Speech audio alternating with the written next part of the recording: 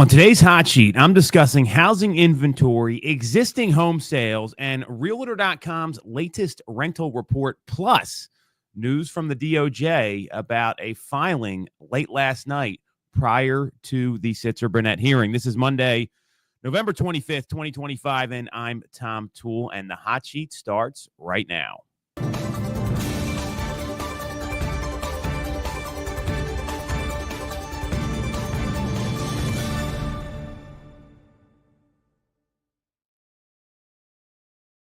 Welcome to the Hot Sheet, the industry's only live daily news show on the internet, brought to you exclusively by BAM. The Hot Sheet covers what you need to know about the real estate industry in a 24-hour time period. Today will be a massive source of information for the top producers here watching the show, way to show up and show out. And we are getting into how more people are hiring real estate agents more than ever, and the data to back it up. So what we want to start with is housing inventory and purchase application data. So Logan Mohtashami does a great job on Housing Wire covering the key lead indicators, in my view, of the housing market. One of them is purchase applications. And we know that rates have spiked up a little bit. We've seen 6 weeks of rising mortgage rates. They're settling in around 7 locally. And purchase applications, despite those rising rates over the past 6 weeks, purchase applications, they've remained flat with 3 positive and 3 negative weekly prints. So when you go to the comparison to earlier periods, when rates started to increase earlier in the year from 6.75 to 7.5%, we saw 14 negative, 2 flat, and 2 positive weekly prints. And then when we saw rates decline from June onward, we saw 12 positives, 5 negative, and 1 flat weekly cycle here. And that's the way you want to look at this. This is a lead indicator. Remember, purchase applications can only be filed when you have an executed agreement of sale. So it's a real key lead indicator on what's happening with housing and what's happening with activity in the market. And last week, purchase applications grew 2%, but we're down 1% year over year. So we're seeing some flat numbers here. Now, remember, this time last year, we were coming off 8% rates in October. So very interesting to see that. And when you go to the analysis here, what I find to be fascinating is that most people expected weaknesses as rates rose. And I'm curious. I know a lot of experts are curious. I'd imagine, Byron, who I'm filling in for, is curious as well. What's going to happen the next 4 weeks as we end the year, 4 or 5 weeks, whatever the number is, because typically, especially in the market that I serve, we see a pop of activity right after the first of the year. And the last 2 years, we had an early spring run on demand with application data, but that was with rates falling.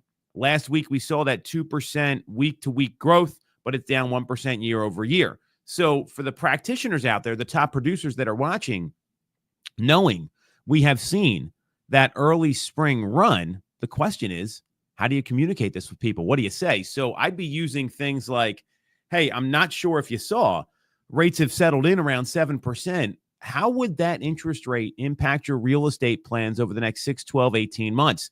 Those openers, those questions when you're talking to people over the next 4 weeks, we may not get them to do something now before the end of the year. We know that's not the game that we play. We're looking at the long game here. There is data to be shared. And what I was hoping is, Haley, if you could put up the first chart, the mortgage purchase application index, what you can see here is that we're right around where we were in 2023. 2022, obviously a little different. So we're coming off of maybe the lowest amount of sales since 1995. So I see that number, and that tells me there's nowhere to go but up. So as a practitioner, as a real estate agent, as a knowledge broker, what I'd be doing these next 4 or 5 weeks here, there's effectively, 36 days left in the year right now. I'd be talking to as many people as possible to be their agent of choice, to be their person that comes top of mind when the year rolls around and 2025 starts in just about a month and 6 days. So that's very intriguing information to see that we're seeing stable demand. That's to me, that's a positive sign of things to come here in the 2025 housing market. What we also saw with weekly pending sales, this week, and I'm going to give you the past 3 weeks. So we saw 331,019 pending sales in 2024. The previous year in 2023, we were at 296,476, and in 2022, we're at 303,644. So the real-time data shows a 12% bump in pending sales compared to last year, despite higher rates and prices. And historically, if rates do drop down into that 6% range, at least have a 6 handle, like a 6 to start is what I'm talking about here. That could significantly improve demand. So that really demonstrates what we're talking about. And what I'm clear on is we're going to be seeing more demand as we get into the new year. So this is a time of year where it's kind of a gift, right? And we talked about this on the Knowledge Brokers podcast on Friday with Lisa Chinati, that there is such an opportunity to load up your pipeline right now. That's what you got to be doing. And it's so easy to talk to people, whether they're in your sphere, your closed clients, because past clients means you're not working with them again. Big mindset shift there. There's such an opportunity and easy conversation to have right now. All the more reason to get in front of those folks and educate them about the market. And if you look at if we can put the next chart up here, Haley, for total home contracts pending, I mean, you can see we're significantly higher than 22 and 23. And what we're starting to see, Lance Lambert did a great job with this, that it's a little over 25% of the 200 largest markets in the country are back to pre-pandemic inventory levels. It's going to take longer for places like the Northeast. It's a lot of the developing markets like Texas, Florida, South Carolina. This is a good trend here, right? So we're seeing that the contracts pending, because they've jumped up, I mean, that hopefully that's a sign of things to come, because we're in an increasing rate environment, not a decreasing rate environment. So great chart there. Really helps you visualize it. Thank you, Haley. And what we also know is that the 10-year and the mortgage rates, like we're seeing mortgage rate forecasts anywhere from 7.25% to 5.75% for 2024. That was where a lot of people anticipated rates were going to be. And we've stayed in that range for the most part. The 10-year yield's been between 4.25% and 3.21%. And the 10-year yield has remained steady at 4.4 to 4.5%, maintaining the downward trend from 2023 of 5%. And we also know that the spread has improved, right? Spreads have kept mortgage rates from exceeding 7.5%. And without that spread improvement. So what we're talking about here, and I know Byron goes over it all the time. I like to assume nobody knows anything about this stuff, that without spread improvement. So we're talking about the spread between the 10-year yield and the 30-year fix. That's the delta there, right? The difference. Without the spread improvement, rates would be close to 0.2% higher, 0.68%. That's pretty dramatic. Imagine if rates were at 7.5% or 7.75%, right? And with average spreads, rates would be 0.75% to 0.85% lower. So we're still in that kind of middle ground here. And the hope is that spreads will improve as we head into 2025, which could lead us to lower mortgage rates. So that's, a super important thing here. And if, Haley, you could put up the 10-year yield and show how that's bounced around a little bit. It's I think it's the third chart on there. So you can see that there's like this 4.4 line, right? That's the Logan Montashami has all these fun Lord of the Rings names for this, but you look at that 4.406% line, right? It's critical we stay below that. And you can see when the yield dropped, I mean, that's when we saw lower rates earlier in the year. So if you want to chart this, if you want to get ahead of this as a knowledge broker, look at the 10-year yield. Take 5 minutes out of your day and look what's going on with that. It can be something that can really help you. So we know that rates are expected to improve. We can get rid of this chart here, Haley. We know that spreads are improving. And now let's talk about everyone's favorite thing, inventory, right? So I love this housing market tracker that gets out there. So inventory for the past week dropped from 722,032 homes to 719,055. The same week last year, we went from 569,898 to 565,875.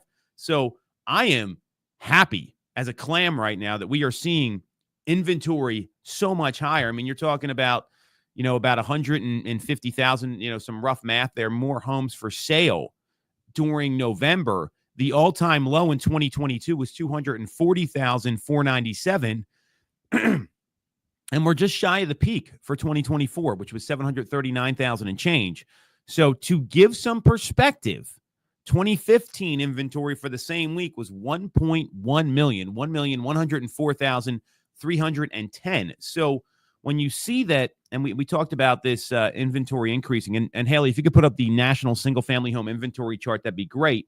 We're up 27% compared to last year right now. This is another great way to educate clients. So when you're talking to your close clients, wishing them a happy Thanksgiving, happy holidays, whatever you're doing, there's a simple OFQ, an opening, a fact, and a question. And you can use this for prospects, people you're nurturing, people that maybe are unresponsive. Turn it into a text, turn it into an email. Hey, it's Tom Toole here with Remax. I'm following up with you as promised. And not sure if you saw, inventory across the country is up over 27% compared to this time last year. How would more housing options impact your real estate plans? And then shut up and stop talking and see what they say. That's something that's going to deliver a ton of value for your clients right now. So there's a major opportunity there. Now, if you were really ahead of the game, what I'd be doing is I'd be looking up the local numbers, because we know that, I can tell you, in the greater Philadelphia area where I am, inventory is up about 12%, right? So 27% is misleading. You want to give the actual numbers that are relevant to the market that you're serving. And that can be a great way to keep consumers updated. So this, to me, is good news. And when you look at, where we've got to get to, like I said, there's over 50 of the top 200 housing markets in the country are at north of 2019 levels. So the hope is that's going to continue to grow, and that's going to, and there's a lot of signs that that's going to be the case. So there's a lot of good news happening in housing. And, if we can get to, new listings, right? So we look at the new listings just week over week. The last 3 years, we saw 53,220 new listings last week. In 2023, it was 48,587. And in 2022, it was 45,859. So we're seeing there's a nice trend here. And, the outlook for 2025, if we can get to somewhere between 80 and 110,000 new listings per week during the seasonal peak, that'll put us in a great spot. Now, the flip side is we're also seeing that price adjustments have kind of settled in, and they're in line with where they were last year. So we're seeing 39.1% of all the homes on the market last week made a price adjustment. The same week in 2023, it was a flat 39%. And in 2022, it was 43%, right? So we're seeing this numbers kind of trending a little bit. And typically, what's interesting here is that price cuts will rise with higher rates, and they'll typically fall with lower rates and increased demand. We're seeing something that's bucking that trend a little bit, looking at 2022 versus 2023 and 2024. And that, to me, is another great thing to communicate to folks, right? You got some buyers that are a little frustrated with the market. They didn't find what they were looking for. Maybe there's a home seller out there that's been eyeing a property and isn't ready to make an offer and wants to make a move.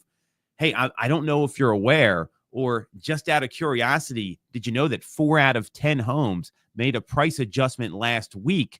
How would some more negotiation room impact your real estate plans over the next 6 to 12 months? These pieces of data that you communicate will position you as the knowledge broker and will help you win more business in a competitive market. So when you pay attention to this stuff, think about, all right, what's my opening? What's the fact? And what's the question that's going to get them talking? And if you do that, you're going to thrive in the next 18 months as a practitioner in the real estate market. So that's what's happening when it comes to housing inventory, recent trends. Now, there was also some other news that broke last night, and Byron is going to be, and the BAM team, they're going to be putting an article out about this. They're going to be going much deeper. There was a Sunday night filing by the DOJ. Gotta love the DOJ. This happens Sunday night. They weighed in on the NAR deal to settle commission lawsuits, and the article's up. Great job by BAM. That is what I'm talking about. We talked about this at 7 a.m., and these guys already got something live on their website. So the DOJ filed a statement of interest 2 days before the final hearing of the $418 million NAR settlement with home sellers in the Sitzer-Burnett case. And the settlement, what they said was, does not address whether the proposed settlement prevents and restrains current antitrust violations remedies past violations or contains revised policies and practices that comply with antitrust laws. And there was a warning in there from the DOJ. I am stoked for turkey legs, but I'll be exercising beforehand, Joe, to make sure that I can have the calorie intake necessary. So a warning from the DOJ was that they raised a concern about buyer agent agreements. This to me is fascinating, saying the provision that requires buyers and brokers to make written agreements before touring homes may harm buyers and limit how brokers compete for clients. Now, this is going to vary state to state. You know, in Pennsylvania, we got a non-exclusive, we got an exclusive agreement. So there's ways to give people options. The DOJ goes on to say it bears a close resemblance to prior restrictions among competitors that courts have found to violate the antitrust laws in other proceedings and could limit, rather than enhance, competition for buyers among buyer brokers, according to the filing. The DOJ offered a few suggestions to fix the issue, either eliminate the provision altogether or make clear that the settlement does not create any immunity of defense under the antitrust laws. And the court could clarify that the approval of the settlement affords no immunity of defense for the buyer agreement provision, according to the statement. Now, why does this matter, right? And I'll let Bam kind of take it from here. I'll give you my opinion in a second. The warning about buyer agent agreements could be a significant issue. I think that is very real, since they are currently being used by every realtor that wants to go out and tour properties with a buyer. And that really wasn't always the practice before August 17th. So clarifying that the buyer agent agreement doesn't preclude future antitrust investigations is one thing, but eliminating it could create even more confusion from agents about when to get the client agreement down in writing, right? So this is very confusing, right? You got the DOJ coming in and issuing this statement a couple days beforehand. And, I talked to some colleagues of mine and some folks that are in the know in the business before, and there may be a couple things happening here. One is that the DOJ is realizing that commissions didn't drop. There was an article about Now Bam on this, as expected, and they're trying to find other ways. That could very well be the case here. I don't know. This is just speculation. This could be a very slippery slope, because now you're saying, well, we told you to do this, but now we can't do this. An agent shows a home, there's no compensation, no contract, and then the consumer can truly go anywhere they want for any price, with the original agent having no standing after already doing work and introducing the property and not getting paid. And I'm not saying that that's right or wrong. I mean, fundamentally, that doesn't seem the right thing to do, right? That's why we have these non-exclusive agreements and the exclusive agreements. A non-exclusive and an exclusive are going to be very different things. And my view is, I feel like this is kind of a last-ditch effort from the DOJ, knowing that there's a new administration coming to office in January, and it's one of those like late-night pardons that they're trying to get in there. Because remember, the DOJ did have a settlement in place in 2019, and then when the current administration got elected in 2020, they went back and said, we're going to change our mind. Unprecedented. So this could very well be that. We'll see how it shakes out. I'll let Byron and the team comment further, but I would be remiss if I wasn't talking about this. And what this tells me for agents that are watching right now is that your initial appointment and your interview process and the pre-appointment is going to be more important than ever, because if you can win business and you can get people to trust you, and what comes out of your mouth and your presentation is on lockdown, you're going to be just fine. It's the people that pray and hope they're in the right place at the right time, and they're the ones that are going to be in trouble. So I'd be working on my skills. I'd be understanding stuff like this that we're talking about here, how to understand how to communicate about the market, and that's going to go a long way. So the more you work on your skills, that initial appointment, that initial phone call, scripts, dialogues, all the stuff that matters that I'm a big believer in, well, guess what? You're probably going to be fine. That is my view on this, no matter what the DOJ says. Back to the topics on the hot sheet here. So next we've got some information about existing home sales. Existing home sales rose 3.4% in October, marking the first year-over-year increase since July of 2021, with median prices up 4% and existing inventory jumping 19.1% from a year ago. Here's the stats right here, according to NAR. And again, seeing sales rise, seeing Median prices up. This is all good stuff. I am optimistic AF for the market in 2025 if you've been willing to put in the work right now. Here's some highlights, right? So we know existing home sales are up 3.4% month over month to a seasonally adjusted annual rate of 3.96 million. The year-over-year increase, sales were up 2.9% from October 2023. That, again, the first increase since July of 2021 when the market started to shift a little bit back from that wild and crazy COVID roller coaster that we were on, that unicorn market. Median prices are up to $407,200, making it 16 consecutive months of price increases. Be careful with that number there, because if you're in a market where prices aren't going up, or you're in a market where prices are up, you've got to know the local stats. The national trends are important. The local stats are what people really are going to care about. Inventory and total housing rose 0.7% from September to 1.37 million units, up 19.1% from a year ago. So, and supply, unsold inventory represents a 4.2 month supply, down slightly from 4.3 months in September, but up from 3.6 months in October 2023. So you look at all this stuff here. That's why I'm optimistic. More homes for sale. Rates are stabilizing. Prices are up. Sales are increasing, right? And we know the post-election bump that historically we'll see. Besides the 2008 financial crash, 7 out of the last 8 elections, we saw prices go up. And the number of home sales went up 9 after the past 11 elections. The only time that happened was in the 80s. I was like 1 and 7 then, and it was a different economic time, so nothing to worry about there. You know, there's reasons for this, right? So what this tells me is that, one, you want to know the national trends. 2, you've got to have your local data down, because if you don't, and you're in a market like mine where inventory is only at a 2-month supply and you're telling people it's 4, well, guess what? You're wrong, and you're probably out of the running for the business. You have got to study this stuff on a regular basis. And there's a lot of reasons to be optimistic.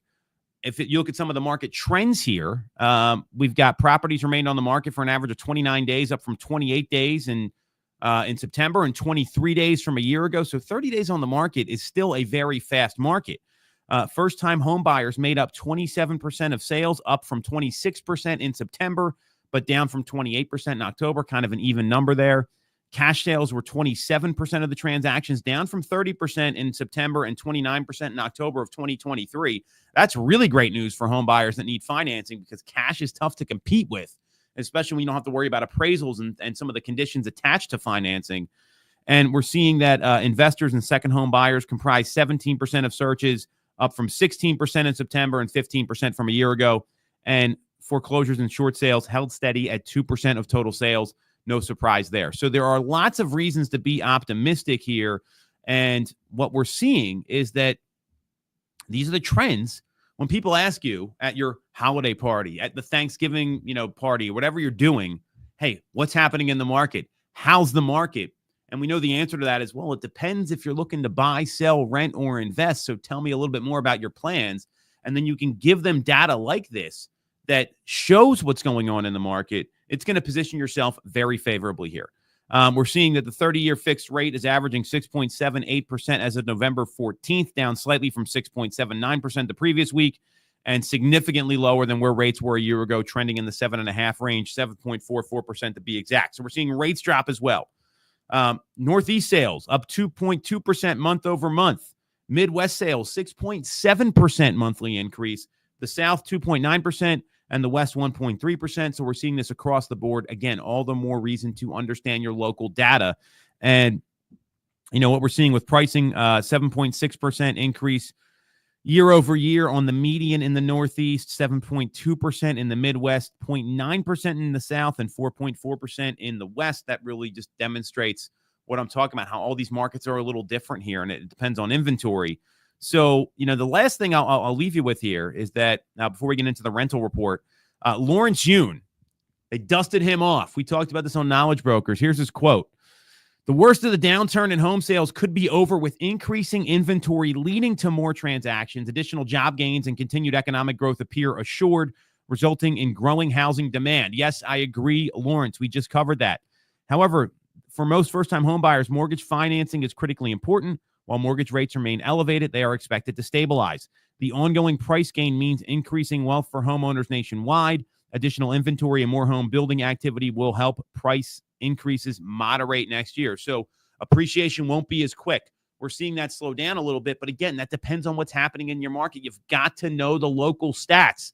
I don't know how many times I got to say it. Hopefully everyone I know is watching, especially folks that we're working with regularly. So lots of reasons to be optimistic here based on the National Association of Realtors report. So the last thing we want to jump into is the rental report. So rents in October 2024 declined for the 15th consecutive month, down 0.8% year over year, driven by increased multifamily completions and a growing rental supply, with further declines expected in 2025, right? So some of the trends that we're seeing is that we're seeing consistent drop in rents. The national median asking rent was $1,720, down $23 from September and $40 below the August 2022 peak. So, I mean, that's down a few percentage points. Unit-specific declines. Median rent for a studio is down 1.2% year over year. One bedroom down 0.9% year over year, and a two bedroom down 0.7% year over year. And what we're seeing is that the highest regional growth, we're expecting the South to see the largest rental stock increase by fall of 2025, up 1.5%. And there's some different markets here that have rental growth. And what we're also seeing is that the market dynamics, to me, it's always about the market dynamics, right? So increased supply driving down rents, right? Multifamily completions in 2024 averaged 606,000 units. That's up 36.1%. So that's a dramatic increase in multifamily completions. And there's currently 920,000 multifamily units that are under construction. That's 50.4% above pre-pandemic levels. Well, remember, you couldn't do anything during the pandemic, and that really slowed down building. And there's a demand for this stuff right now. You're seeing all kinds of high-end apartments getting built because there's a demand for it, even though the price is softening because there's not a lot of first-time home buyer properties. I mean, that's the reality. It's the market kind of dictating the need for this. And the projected rental stock growth, national rental housing stock, is anticipated to grow 1.1% in 2025, reaching over 49 million units. So despite these declines, rents are 18.8% higher than pre-pandemic. So if I'm someone that's working with buyers right now, I'm putting together a buy versus rent calculator. Okay. So this is a simple spreadsheet you can use. And this is something that will actually help you because math can be magical. So you project, all right, here's what you're paying a month in rent. Here's what you're paying a month in your home. And then you factor in, all right, if equity is expected to go up 4%, 5%, whatever the projected pricing increase is in your marketplace, well, you can show what they're losing out in equity as part of that. This is a simple spreadsheet. You've got to know your numbers, and it's a reason to engage with people. You're actually helping them. Remember, buying a home is one of the keys to building your net worth. You talk to our friends over at KCM, Keeping Current Matters. They'll share that with you. So I have numbers ready you can present to folks if they're going back and saying, well, maybe I'll rent, maybe I'll buy. I'm really not sure. That's a very powerful way to educate consumers and see if you can help them. Some of the regional trends here. So the largest growth in under construction units is 76.6% in the South versus pre-pandemic. The West is seeing 47.5% growth, 41.7% growth in the Midwest, and the Northeast, no surprise, 14.1% growth. So relatively slower growth significantly. So here's the key factors that we're seeing right now. We had the election aftermath, right? Everyone was on pause for the election. Now everyone has certainty, and there is a steady rental supply has kind of moderated these trends. And we also have continued delivery of multifamily units in 2025. It's going to apply further downward pressure on rents. So this may be another reason to talk to people about, hey, here's what's happening with purchasing. Maybe there's an opportunity to solicit some landlords in your area because rents are dropping. And, you know, there's a lot of good data here to educate folks. So if you want access to charts and slides and everything that we went over today, do yourself a favor, sign up for BAMX. This is where you get access to all the Hot Sheet daily downloads, a course, one by me, about objection handling, the greatest gift in real estate, which you need to know in 2025, bi-weekly masterminds, the BAMX community. Use the code Toole, that's Toole, Toole with an E, for 10% off your subscription at the link in the description. So why don't we wrap with this, Haley? If you can put up the 10-year and the 30-year, we can take a look at where these are trending right now. and then we will call it a wrap for today's hot sheet. So we're seeing that the 10 years at 4.296, that's down 0.114%. That hopefully maybe gets interest rates to tick down a little lower on mortgages. I'm not really sure. Let's take a look at the 30-year. We're seeing the 30-year is coming in today right around, 7.03%. That's down 0.01% compared to where it was over the weekend. So that's what we got on today's hot sheet. A lot of important stuff to listen to. Take notes. Watch this again. Develop some OFQs and go help some people and educate them about the market.